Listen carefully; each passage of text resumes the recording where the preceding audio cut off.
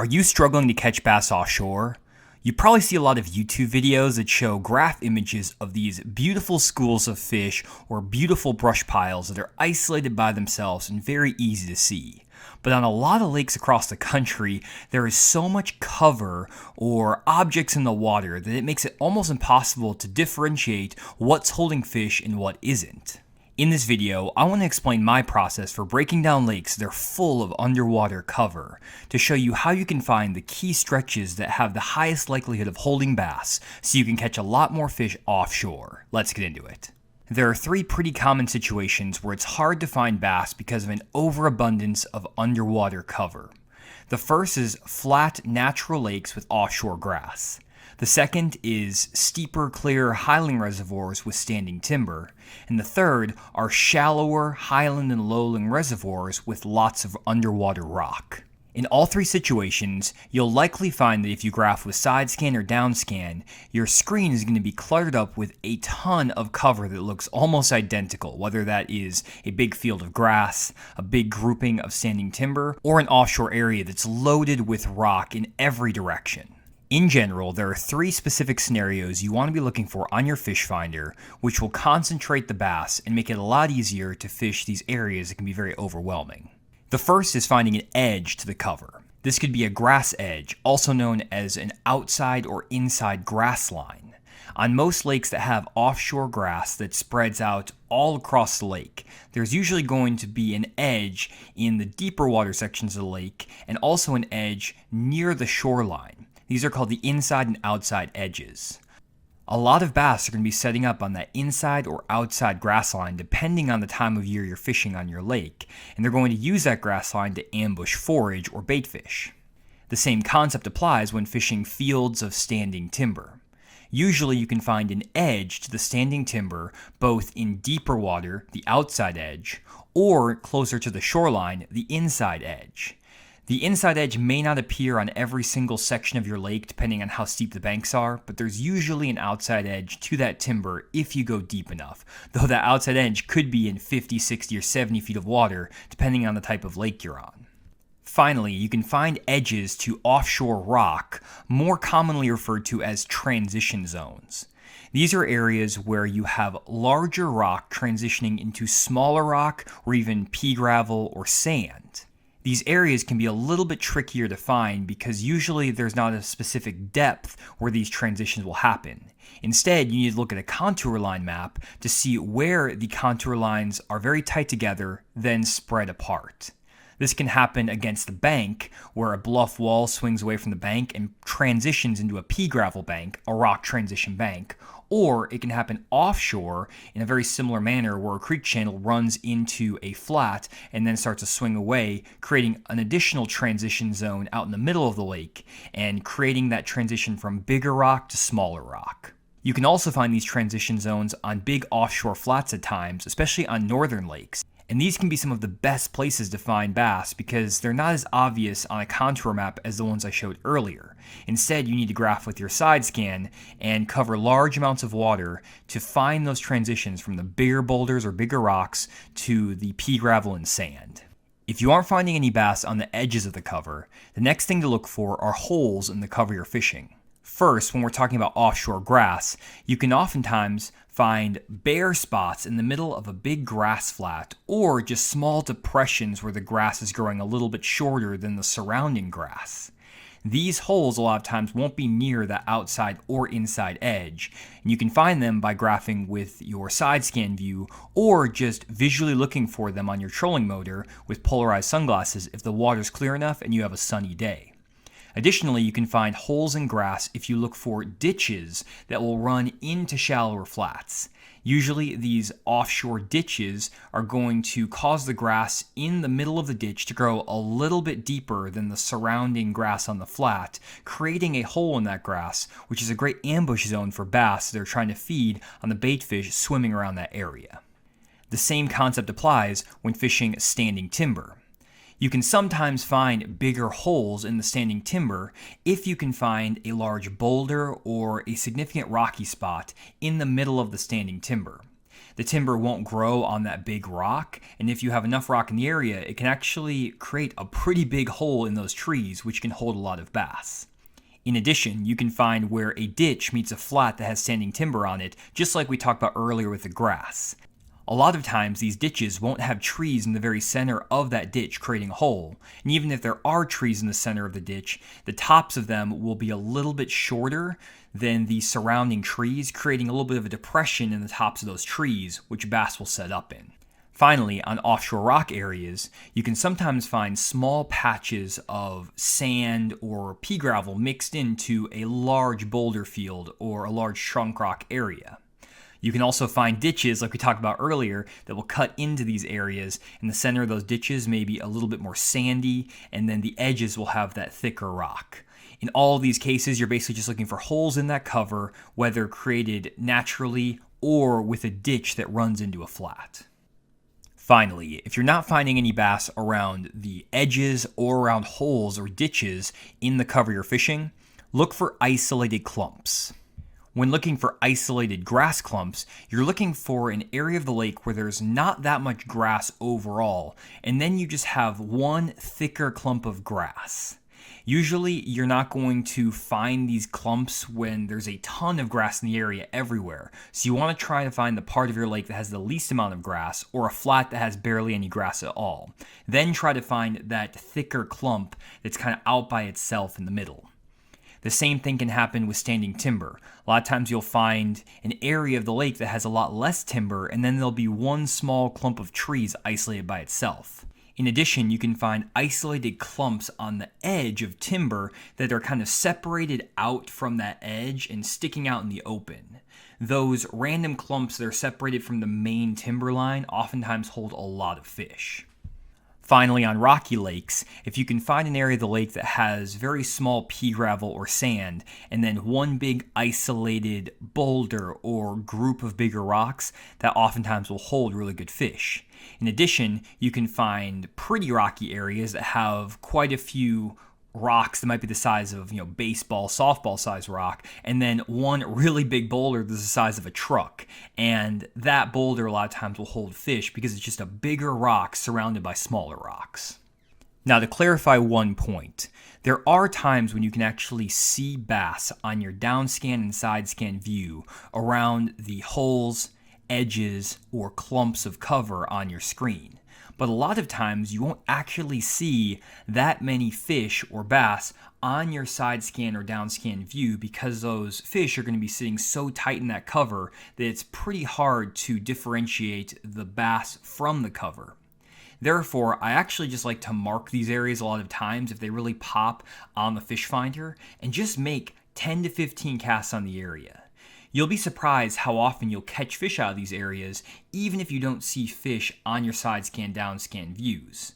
Now, if you do see fish in the areas and bait fish and everything, that's even better, but it's not a requirement because in a lot of these areas, the bass may be feeding on smaller crawfish or brim or things like that that are also in that cover, so you don't necessarily need to see a ton of bait fish in the area or a ton of fish on the screen. Just find these irregularities, mark as many as you can, and then make 10 to 15 casts on each of the spots you mark. Usually the fish are going to bite on these irregular areas within your first 5 or 6 casts, maybe through a couple different baits, but really the main thing is just graphing as many of these irregularities as possible and then running them until you figure out which regularity is producing the most fish on a given fishing day or a given lake. Some days the edges are better, some days the holes are better, and some days the clumps are better. To give you an idea of how this whole process works on the water, I'm going to take you out to a small lake in Arkansas that has some shallow offshore grass. And I'm going to show you all these different types of situations in real time and show you how I would approach them to put fish in the boat. Today I'm out here on a small lake in Arkansas. It's the middle of August and water temperatures are around 85 to 87 degrees. I actually was out here a few days ago and found some fish that are setting up in shallow offshore grass. I deleted all my waypoints in this area just so we can regraph it and show you how I would actually mark these spots fresh. As you can see, the upper end of the small lake is very flat. There's not a lot of creek channels or sharp drop-offs. It's basically just a bunch of random flats.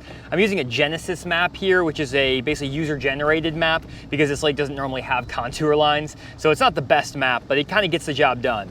And we're coming up here on the right side of the boat on, I think, the first little grassy stretch, if I remember properly. And yeah, you can see that grass there on the right side of the side scan. I use side scan quite a bit, guys, when I'm graphing for these offshore weed lines, edges of timber, edges of rock, because it really allows you to see a full perspective of what's going on down in the water. We can see that really nice grass edge, which is one of the key things we're looking for. We can also see some brim beds that are actually just out in front of that grass edge, which is going to give great forage for the bass. As we kind of get through this area, you can see that there's a really thick clump of grass right where we first started graphing. Then it starts to kind of thin out and we get more sparse grass. I don't know if the fish are going to be more in that sparser grass or in the thicker grass, but we can see there's actually a really nice hole in the grass, which is kind of what we're looking for in another situation potentially. And then we also have a bigger clump of grass that's sticking out here as well. So we kind of have almost all three of the things you really want to look for when trying to find places bass are going to set up in areas with lots of cover. So if we kind of scroll back through here, you can see that we have a really nice outside grass line right in here. And I can mark this with grass here all the way through. So we're going to mark all of this with grass. And then we can see that it kind of curves around this corner and then creates almost like a little bit of a hole. So the hole comes through here. And I'm actually just going to mark this entire thing, guys, even though it seems like a little bit of overkill, because I don't know exactly where that grass is without making waypoints.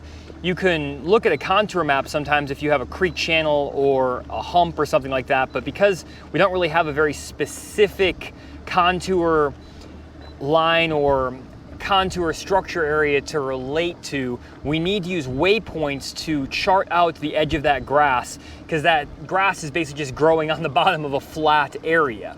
If we then take a look at our chart, we can see how we mark that grass, and we can now go fish around that area when we come back by just following the waypoints. We can see that nice outside edge through here. Then we can see a little bit of a point that sticks out, which is kind of interesting. It then comes into a small little hole through here, and then we have some more isolated clumps in this area. So we have that whole little grass line charted out. There's another one that's coming up right up here, so let's graph that as well. And there's one other one I think may be holding some fish. So we're gonna graph all three, again, show you what this all looks like on the graph. And then once we have three pretty good areas charted out, we're gonna start fishing. Okay, so we're coming up to another grass clump that's gonna be showing up on the left side of the side scan here. There's a little bit more of a ditch or depression out to the right side of the boat, and then a point that sticks out that you can see. It's not a massive depth change, but it does come up to a nice point, and we can see that grass setting up really well on the left side of that side scan. That looks so good right there. There's a super hard edge to that grass, as you can see. It comes up to a high spot with some big, thicker clumps, and then it kind of starts to spread out, it looks like, and get a little bit less thick as we kind of get around this corner. We can actually see a fish setting up. I'll try to point it out actually on that side scan, which is crazy. We can actually catch a couple fish out. I actually see two of them on that side scan. And that grass kind of peters out, but then if I remember correctly, when I graphed this a couple days ago, it should start to get a little bit thicker again. Yeah, right in through here. This is what I would consider maybe an extra little clump, or kind of almost another little hard edge here. That's really nice. I would almost consider that a clump though, because it's separated from that main point and it's just one isolated clump of grass right there. That is awesome. We can also see there's a little bit of a hole in the grass there. So if we pause this image, we can see that there's kind of a hole or an edge to that grass right here and a really nice clump. So we're going to mark this, again, dropping a lot of waypoints to basically contour this grass ourselves, for lack of a better term. We have another clump that comes in right here, and then we almost have a hole between waypoint 20 and 21, so we're gonna mark in there. Then we have more grass, and we're just going to drop a lot of waypoints. You can see why I wanted to delete my waypoints here and then remake them, because I didn't want to have like 100 waypoints on my graph, especially if I was gonna do it a second time. But we're gonna go through here, mark all that, and we're gonna basically form that really nice grass edge all through here. As you can see, we also have those same brim beds right in this area that may be holding some bait fish and brim, and we can also even see a few isolated brim right beside, I think, waypoint 30, or they may be shad, but a few little small isolated fish. So this is a live grass area that has some good activity around it. So this is going to be something that's definitely going to be on our radar to fish. And we have, again, all three elements for finding fish in these heavy cover or thickly covered areas, which is isolated clumps, that hole right there in the grass, kind of in this zone, and then we have that hard grass edge right through there. So we have all three. Sometimes they're in all of it, sometimes they're only on the holes in the grass, sometimes they're only on the bigger clumps of the grass. So we're going to have to try to pattern that and find the pattern within the pattern. So I got all these waypoints now on the front graph here, and we can see that I am right almost on top of that first waypoint. I have a range ring set to 100 feet on my fish finder, and I'm going to use that heading arrow and that range ring to give me an idea of where the boat's pointing and how close I am to that grass. I kind of want to stay right around that grass edge. I don't necessarily want to be too far away from it because that grass is actually extending all the way to the bank, not just where those waypoints are. So those waypoints basically indicate where the grass ends, not necessarily where I need to be casting. I'm going to cast basically almost all the way up to the bank and work my bait out to that waypoint or grass edge. They may be on the edge, they may be further up there, closer to the bank. We're going to try a little bit of both and see what gets the best results. Got him, there we go. Not a big one, but first fish here on an old swim jig. Kind of right where that hole started in the grass. Not a big fish, but he absolutely hammered that thing. Core tackle, 3/8 ounce swim jig with an X-Zone 4.75 swammer on it. Nice little swim jig setup. And that fish was pretty far up there, almost all the way up to the bank when he hit that thing. That wind, that cloud cover, I thought was going to get these fish a little bit more aggressive, so I wanted to start with the swim jig just to cover some water. And usually when you find some fish in a grassy stretch, there's going to be more than one. So I'm going to make some casts with this swim jig around, but I'm also going to pick it apart with a few other baits because a lot of times these fish will group up in the grass. So you don't want to fish through an area too quickly. When you start getting bit, you really want to milk that area.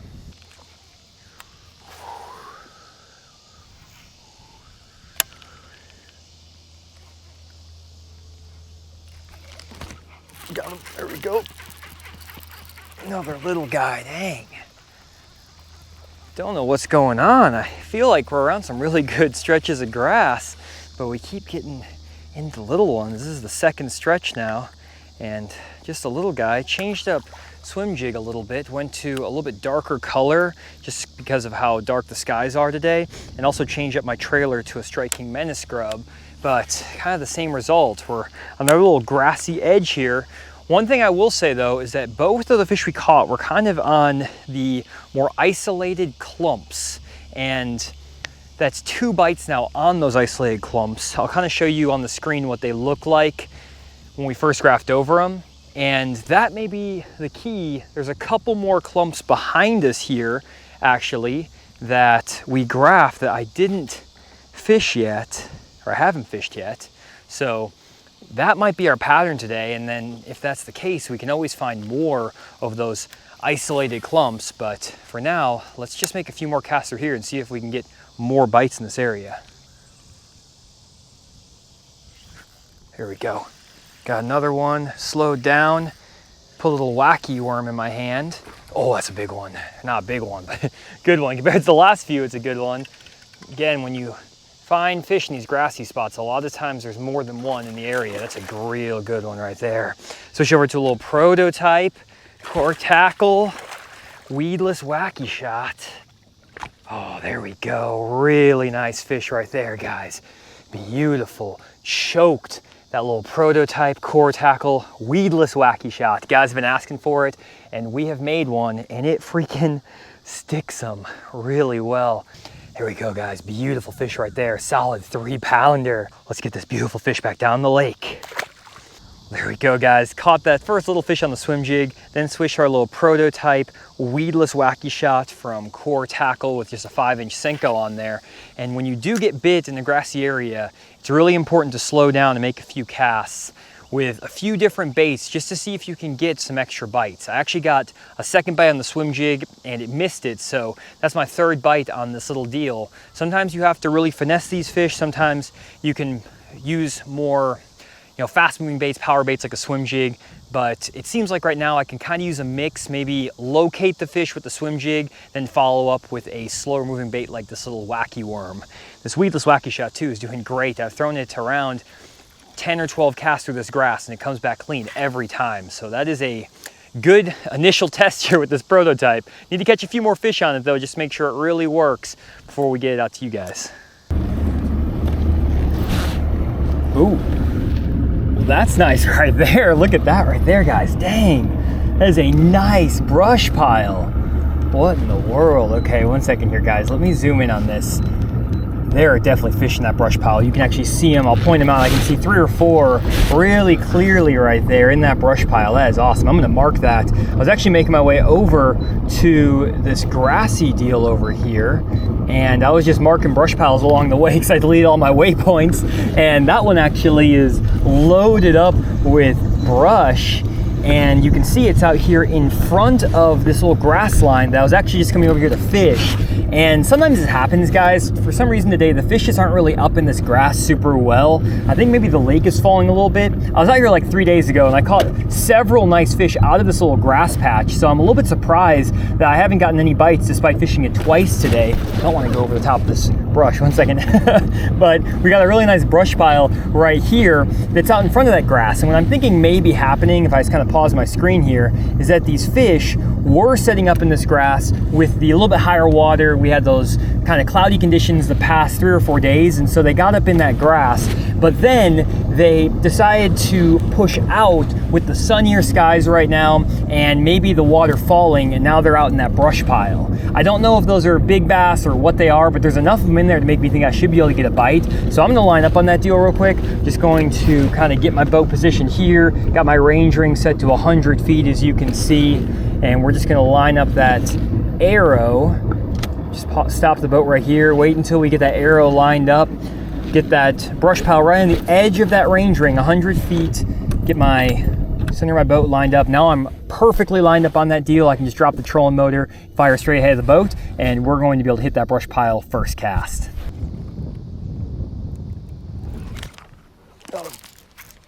Oh my goodness. Big one. Okay.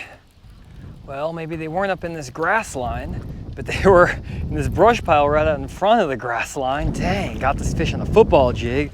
Freaking good one. Get on up here. Man, there we go, guys. Fish out of a brush pile right there. There's a little grassy clump that we graphed earlier, and I wasn't getting any bites in the grass, and I'm like, man, if there's not any fish up in the grass, I wanted to look for some isolated pieces of cover that were out in front of the grass lines. A lot of times that happens on this lake in particular, and sometimes when you're on like rocky lakes and stuff, you'll find the edge of a grass line, edge of a rock line, edge of a timber line, and an isolated brush pile on the outside, and it can hold some really nice fish. That's a solid 4-pounder right there. There we go, guys, beautiful fish. Solid 3 3/4 to 4-pounder. Got that fish on the trusty football jig. I mean, you just can't beat it, guys.